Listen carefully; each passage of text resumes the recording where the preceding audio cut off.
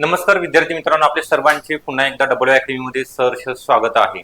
आज आपण बघणार आहोत नगर परिषद नगरपंचायत संचालनालय भरती 2026 जाहिरात कधी येणार आहे, तसेच यामधील जे सगळ्यात जास्त जागा आहेत असं पद ना आहे करनिर्धारण व प्रशासकीय अधिकारी गट अ, गट ब आणि गट क या तिन्ही पदांच्या जागा एकूण 723 निघणार आहेत। त्याची पात्रता, याचा अभ्यासक्रम, याची वयोमर्यादा, याचे वेतन या सगळ्या बाबी एकाच व्हिडिओच्या माध्यमातून तुमच्यापर्यंत पोहोचण्याचा प्रयत्न असणार आहे। त्याकरिता आपण शेवटपर्यंत हा व्हिडिओ बघायचा आहे, व्हिडिओला लाईक करायचा आहे। आपण जर नवीन असाल चॅनलला तर सबस्क्राईब सुद्धा करून ठेवायचा आहे। ओके, तर आपला जास्त वेळ न घेता नगर परिषद भरतीकरिता स्वच्छता निरीक्षक असेल किंवा कर निर्धारण प्रशासकीय अधिकारी असेल याच्या सर्व विषयासहित आणि स्वच्छता निरीक्षकच्या तांत्रिक विषयासहित बॅचेस लॉन्च करण्यात आलेले आहेत। 2000 रुपयामध्ये तुम्हाला 6 महिन्याकरिता व्हॅलिडिटी दिली जाणार आहे। यामध्ये व्हिडिओ डाउनलोड करण्याची सुविधा असणार आहे। सर्व विषयांचे रेकॉर्डेड लेक्चर, टेस्ट सिरीज आणि ईबुक नोट्स मोफत स्वरूपामध्ये अवेलेबल होतील।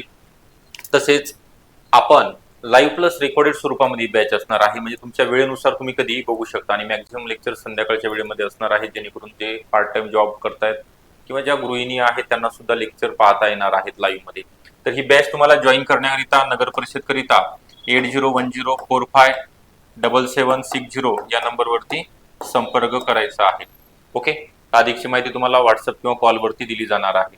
तर आपला जास्त वेळ न घेता या ठिकाणी आता नुकत्याच महानगरपालिकेच्या निवडणुका पार पडलेल्या आहेत, नगर परिषदेच्या सुद्धा झालेल्या आहेत। येणारी पुढच्या महिन्यामध्ये जिल्हा परिषद आणि पंचायत समितीच्या निवडणुका आहेत, हे सांगण्यामागचं प्रयोजन म्हणजे आचारसंहिता तुमची पुढच्या महिन्यामध्ये म्हणजे राज्य निवडणूक आयोगामार्फत जी आचारसंहिता घोषित करण्यात आलेली आहे ती 7 फेब्रुवारीला संपणार आहे, म्हणजे निकाल लागल्यानंतर। ओके, तर त्यानंतर फेब्रुवारीच्या मंथ एंड किंवा मार्च महिन्यामध्ये, जास्तीत जास्त मार्च महिन्यामध्ये ही जाहिरात येण्याची शक्यता आहे। तर आपल्याला जाहिरात येणार आहे, परंतु आपल्याला अभ्यास करायला सुरुवात आतापासून करावी लागणार आहे, कारण ते जाहिरात आल्यानंतर 2 ते 3 महिन्यामध्ये तुमची परीक्षा कोणी असेल, टीसीएस असेल, आयबीपीएस किंवा एमपीएससी कोणी जरी एक्झाम घेतली तरी तेवढाच तुम्हाला कालावधी या ठिकाणी दिले जाणार आहे। कारण सर्व सेवेमध्ये एकच एक्झाम आणि एका परीक्षेमधून तुम्हाला डायरेक्ट सिलेक्शन सुद्धा होणार आहे।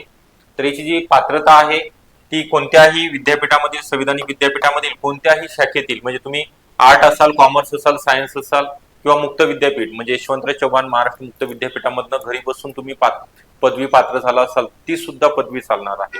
ओके, तुम्ही इंजिनिअरिंग झालेला असेल किंवा बीसीए, बीएससी, ऍग्रिकल्चर कोणतंही, तर तुम्ही या ठिकाणी या पदाकरिता पात्र ठरणार आहात। त्यानंतर वयोमर्यादा आहे, ओपन करिता 18 ते 38 असणार आहे।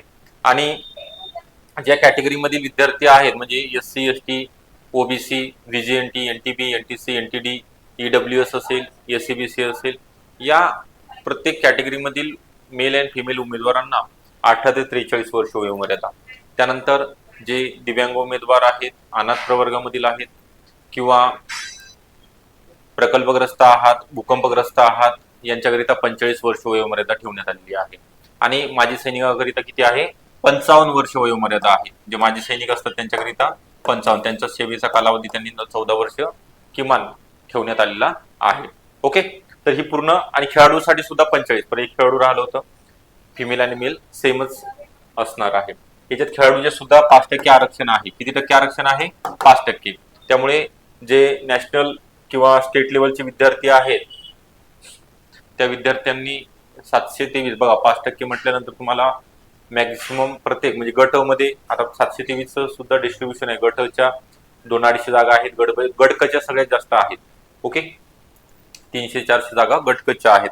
तर त्याचा अभ्यासक्रम आपण थोडक्यात बघूया। यामध्ये मागच्या वेळेस जी एक्झाम झाली होती आयबीपीएस कंपनी मार्फत घेण्यात आली होती 2023 ला, यामध्ये मराठी, इंग्लिश, जीके म्हणजे जीके किंवा आपण त्याला जीएस बोलतोय, जनरल नॉलेज, जनरल स्टडी, त्यानंतर मॅथ, रिजनिंग, आणि जीके मध्ये सगळ्यात जास्त भर लॉ असेल, म्हणजे महाराष्ट्र नगर परिषद नगर पंचायत अधिनियम 1965 याच्यावरती भर असतो। आरटीआय, आरटीएस, जे मायनर मेजर ऍक्ट आहेत ते तर विचारले जाणार आहेत। काही सेवा प्रवेश नियम असतात। ओके, आणि तुमचं तांत्रिक म्हणता येणार नाही, परंतु इकॉनॉमिक्स हा सगळ्यात, कारण तर तुम्ही ज्या पदाकरिता तयारी करताय, फील्ड वरती तुम्हाला ज्यावेळेस काम करायचं आहे, सगळं इकॉनॉमिक्स बद्दल डिटेल इन्फॉर्मेशन असणं गरजेचं आहे. तर मॅक्झिमम भर तुमचा इकॉनॉमिक्स वरती राहणार आहे. याला पण वेटेज आहे. पेपर फर्स्ट मध्ये 2 पेपर मागच्या वेळेस झाले होते. पेपर वाईज पासिंग क्रायटेरिया त्यांनी ठेवलेला होता. त्यामुळे आपल्याला प्रत्येक पेपरमध्ये पास झालं पाहिजेत आपण, आणि मॅक्झिमम म्हणजे 200 मार्काचा जर पेपर आहे तर आपल्याला 180 प्लस मार्क मिळाले पाहिजेत. तर याकरिता आपण आतापासून प्रिपरेशन करणं गरजेचं आहे. तर आपल्याला याकरिता योग्य मार्गदर्शन करण्याकरिता नगर परिषदची स्पेशल बॅच आहे, स्पेशल मेंटरशिप बॅच. यामध्ये झूम मीटिंग दर 15 दिवसानंतर सगळ्या विषयाच्या नोट्स आपण घरपोच देणार आहोत. त्यासोबतच तुमचे पेपर घेतले जाणार आहेत. पेपरमध्ये किती मार्क पडत आहेत त्यानुसार तुमचं त्याचं अनालिसिस, तुमचं वीक पॉईंट असेल तो स्ट्रॉंग करण्याचा या ठिकाणी प्रयत्न असणार आहे. तुमच्याकडून 10 विद्यार्थ्यामागे एक मेंटर असणार आहे. तर ही बेस्ट मला दिलेल्या नंबरवरती 80 10 45 77 60 किंवा 83 29 588 625 या नंबरवरती कॉल करायचा आहे, बेस्टला जॉईन व्हायचं आहे. ओके, हा व्हिडिओ आवडला असेल नक्की आपल्याला तर नक्की लाईक करा. चॅनलला नवीन असेल तर सबस्क्राईब सुद्धा करून ठेवायचं आहे. आणि जाहिरात 2026 मध्ये 100% येणारच आहे. त्या दृष्टीने आपण पावलं उचला, आतापासून तयारीला लागा, जेणेकरून येणाऱ्या स्पर्धेमध्ये आपण टिकणार आहोत म्हणजे अंतिम निवड यादीमध्ये आपलं नाव आलं पाहिजे. याकरिता सर्वांना माझ्याकडून ऑल दी बेस्ट. आणि तुम्ही अजून जर काही प्रश्न असतील, तुमचा पेपर पॅटर्न असेल, डिटेल्स टॉपिक लिस्ट, हे मी व्हिडिओ टाकणारच आहे. परंतु काही जर इन्फॉर्मेशन विचारायची असेल तर तुम्ही नक्की या ठिकाणी कॉल करायचे आहे. Okay, thank you.